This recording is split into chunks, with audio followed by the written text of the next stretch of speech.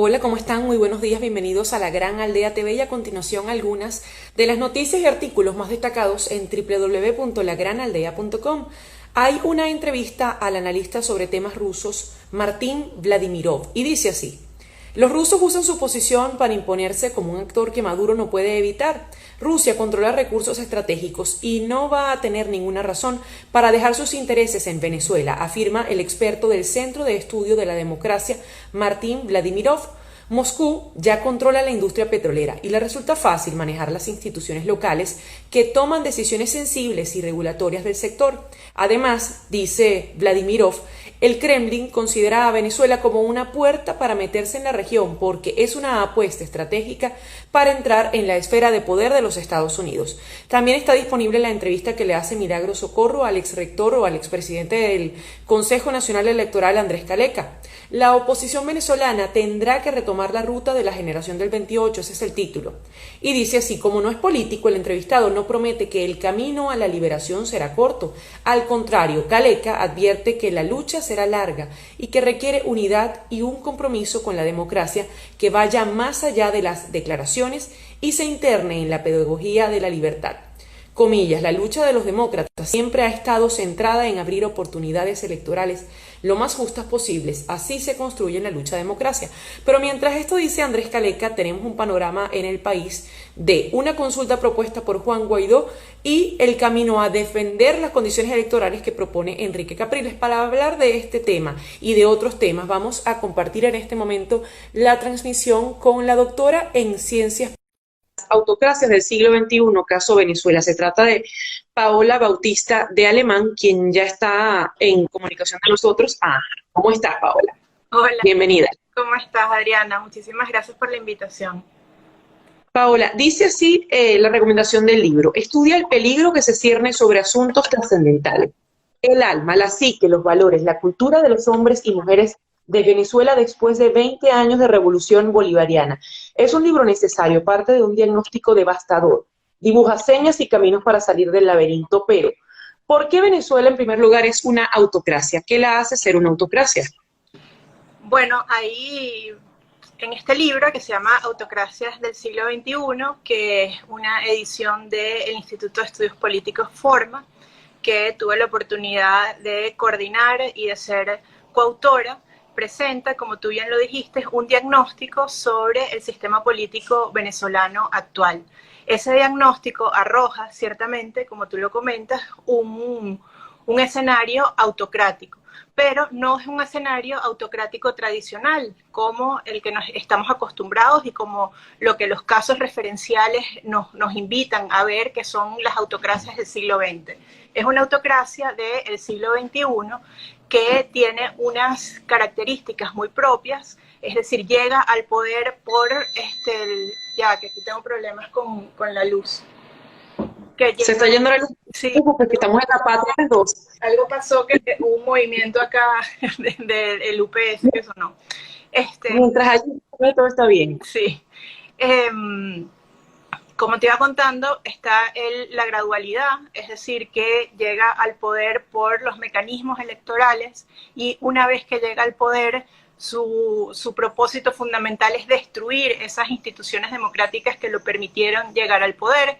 Luego, en el ejercicio del poder hay un respeto absoluto a los derechos humanos, hay una dimensión gangsteril en el manejo del poder, que es entrópica, que nace desde el Estado y lleva hacia el colapso. Entonces, en el caso venezolano vemos unos rasgos muy particulares y muy interesantes porque, por un lado, tenemos un Estado que es fuerte en sus capacidades coercitivas, porque viola los derechos humanos, porque mantiene a raya la oposición, porque domina los espacios de juego político, pero por el otro lado tenemos un Estado que es incapaz de dar respuesta a las demandas sociales y económicas de la sociedad y por eso está colapsado. Es lo que un autor británico que se llama Robert Rothberg llama los estados colapsados autocráticos. Y en esa clasificación entra Corea del Norte, entra Cuba y ahorita pues entramos nosotros. Por cierto que uno de los términos que se utiliza es la resiliencia autocrática. ¿De qué trata eso? La resiliencia autocrática es un concepto que desarrollamos de manera paralela tres autores del libro, la profesora Elsa Cardoso, el diputado Juan Miguel Mateus, que es presidente fundador de Forma, y en mi caso también lo desarrollamos en tres líneas de investigación. En el ámbito internacional lo desarrolló la profesora Elsa Cardoso, en el ámbito de operatividad política el diputado Mateus, y en el ámbito gangsteril lo desarrollé yo.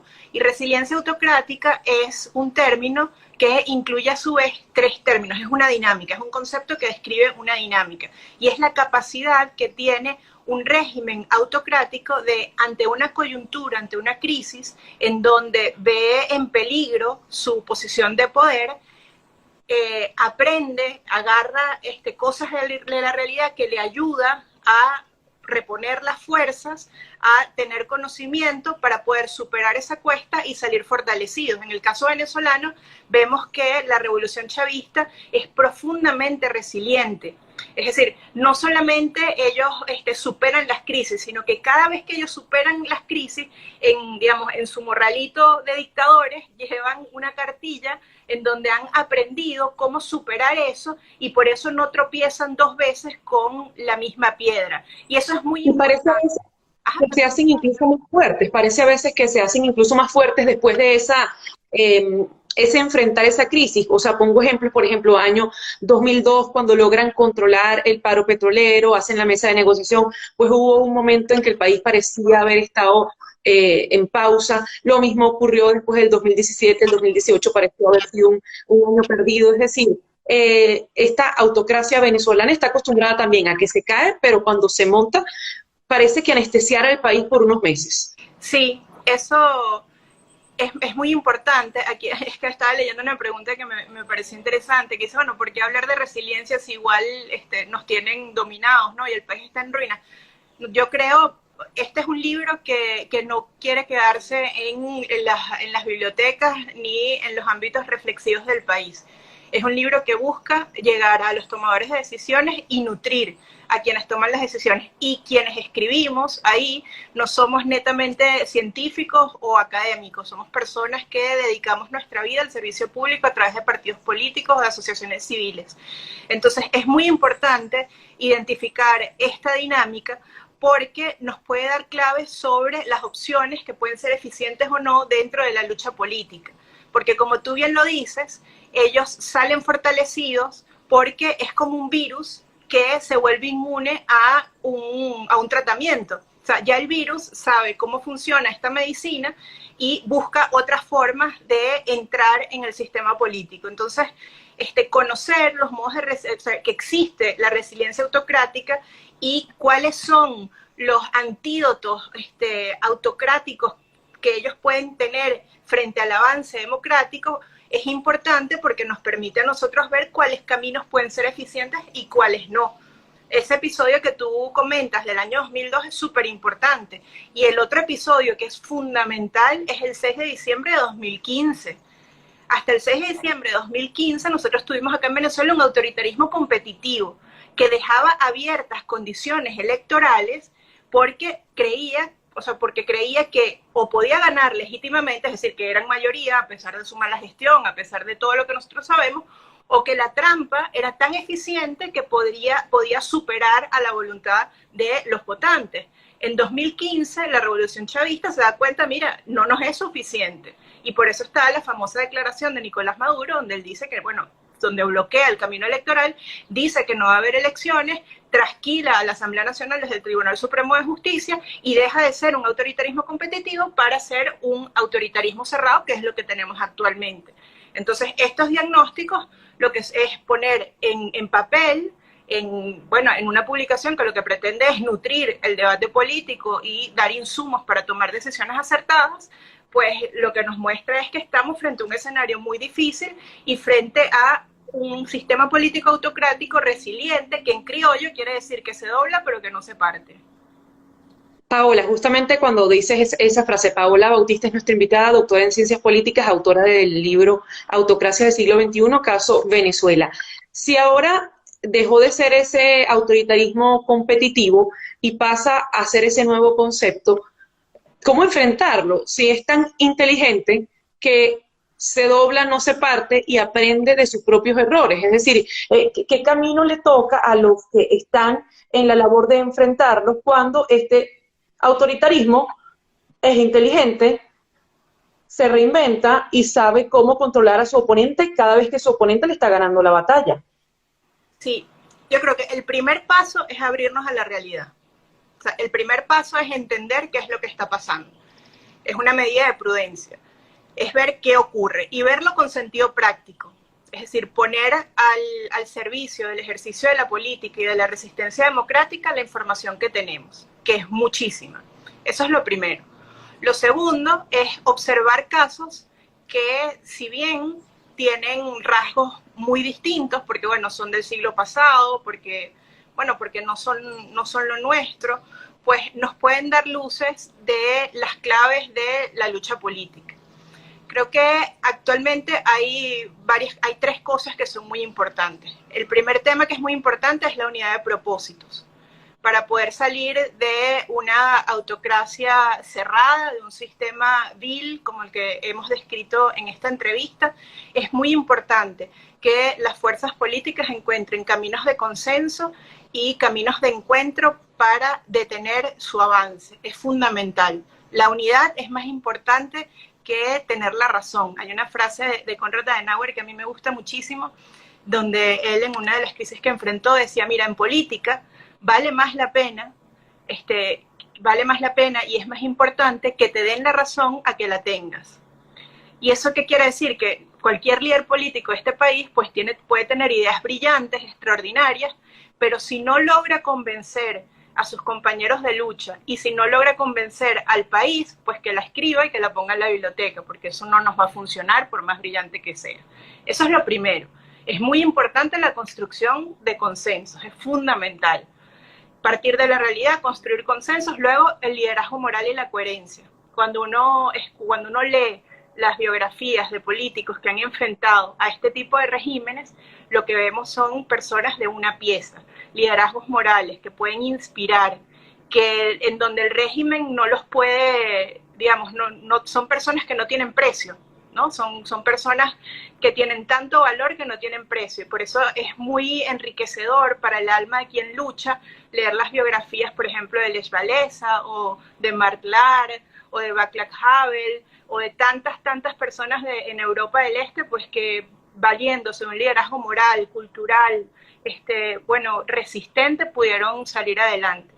Y el tercer aspecto es mantener las condiciones predemocráticas. Es muy importante cuidar a los partidos políticos, a todos los partidos políticos. Es muy importante cuidarlos. Es muy importante cuidar el tejido social que aún después de 20 años de régimen ha permanecido y sentirnos muy orgullosos de esto. Porque a veces cuando uno hace el diagnóstico, puede pensar que nosotros hemos fallado, ¿no? Y que el régimen se mantiene por nuestros errores. Y la verdad es que, bueno, esto es un juicio personal, a mí me parece que eso no es así, que nos ha tocado un tipo autocrático muy novedoso, que nos ha tocado un tipo autocrático que incluso ha sido pionero a nivel mundial, y por eso el libro se llama Autocracias del siglo XXI, porque, bueno, en un sentido los venezolanos somos vanguardistas, ¿no? O sea, nosotros comenzamos a sufrir el populismo 20 años antes de que lo comenzara a sufrir el resto del mundo. Entonces, yo creo que haya en Venezuela partidos políticos fuertes, que haya en Venezuela sociedad civil, que tú y yo estemos hablando la mañana de hoy en un país con una autocracia cerrada y en unas condiciones estructurales colapsadas, es muy, muy buena noticia. Por eso yo diría que son tres cosas: unidad, liderazgo moral y cuidar las condiciones predemocráticas. Bueno, ya tienes dos plomos en el ala. Conversamos con Paola Bautista de Alemán, doctora en Ciencias Políticas y autora de Las Autocracias del siglo XXI, caso Venezuela, porque dijiste durante la entrevista consenso, es decir, la unidad, que es más importante que tener razón, los partidos políticos, que en este momento no parecen estar tan fuertes, y bueno, la solvencia moral, que de eso no podría yo cuestionar, pero con unos partidos como los tenemos en este momento, que fueron captados por la Operación Alacrán a finales de diciembre, con tres rutas visibles de tres líderes importantes, ¿vamos rumbo a la fosa común? No, nunca vamos a la fosa común, Adriana. No, nunca te invitaría a que fuéramos para allá. No, yo lo que creo es que definitivamente es un momento de mucha dificultad, es un momento de muchísima crispación, es un momento de desesperación y no podemos obviar que esas son realidades que tenemos que gestionar. Pero como tú muy bien lo dices, como existe una solvencia moral en cada uno de estos liderazgos, y yo ahí confío en que se puedan encontrar o que se puedan construir caminos comunes. En cuanto a los partidos políticos, si bien están en una condición de debilidad frente a la capacidad de representación ante la opinión pública, porque está en una condición de debilidad y cada día es más difícil, yo confío muchísimo en la capacidad de trabajo que tienen los partidos políticos. Yo misma milito en un partido político y se me va, de verdad, no sé, el 70% de mi tiempo atendiendo las necesidades del partido, atendiendo a sus militantes, hablando por teléfono, llamándolos, atendiéndolos, viendo cuáles son sus carencias, viendo cómo podemos ayudar. Y la verdad es que el cultivo de esas comunidades resistentes que incluso trascienden a los liderazgos, y eso es una cosa muy importante. Una de las cosas que se ha visto en los partidos políticos, sobre todo en estos últimos 2 años, es que son unas estructuras que son muy fieles a sus ideas y que tienen una dimensión institucional que ha sido reforzada en los últimos tiempos. Entonces, yo la verdad es que no creo que vamos a una fosa común. Creo que son momentos muy duros, que son momentos muy difíciles.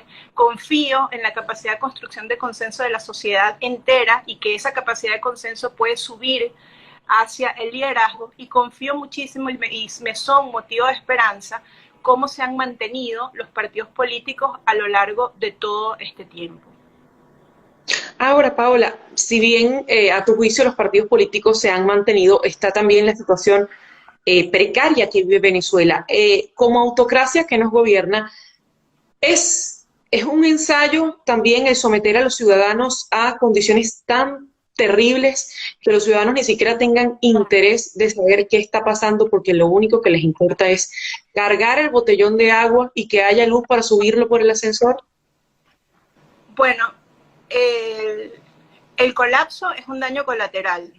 Es decir, la intención del régimen es aferrarse al poder, y como consecuencia de esa intención malsana y perversa, pues el daño colateral es que estamos todos con esta percepción de que estamos al borde de la fosa común, ¿no? Que es lo que el símil que tú utilizaste. Yo la verdad es que creo que las personas y que la mayor lucha que nos exige y que nos demanda este momento es negarnos a reducirnos a esas carencias materiales. Y es sumamente duro porque las carencias nos consumen y son agobiantes, ¿no? O sea, ciertamente las personas cuando están sometidas a estos ardores, ¿no? de pobreza, de dolor, pues pueden tender a pensar menos en lo público o en un poco más allá del día, ¿no? Y es parte del efecto perverso de este tipo de regímenes. Y por eso es la labor tan importante de medios de comunicación como La Gran Aldea, de partidos políticos que tienden a humanizar sus estructuras y a decirle a sus militantes que ellos no merecen vivir así y que estamos luchando para que todo cambie, pero no solamente en lo material, sino en el alma, en el espíritu de cada uno de ellos. Muchísimas gracias, Paola, por haber compartido estos minutos con nosotros. Autocracias del siglo XXI está disponible ¿en qué plataformas digitales? Sí, está disponible, sí, por Amazon, colocan el nombre, aquí está la portada, Autocracias del siglo XXI, lo colocan y sale por Amazon, lo pueden comprar por Kindle o en físico en distintos países. Y acá en Venezuela es por el Instagram de la editorial, que se llama Dávar Editores. Ustedes ahí escriben y hay distribución a nivel nacional. Muchísimas gracias a Paola Bautista de Alemán, doctora en Ciencias Políticas. Bueno, mucho optimismo, ¿ok? Optimismo, jamás al borde de la fosa, ¿ok? Muchísimas gracias, Paola. Chao. Paola Bautista de Alemán es doctora en Ciencias Políticas, autora de este libro Autocracia del siglo XXI, Caso Venezuela, de editorial Dávar, D-A-H-B-A-R.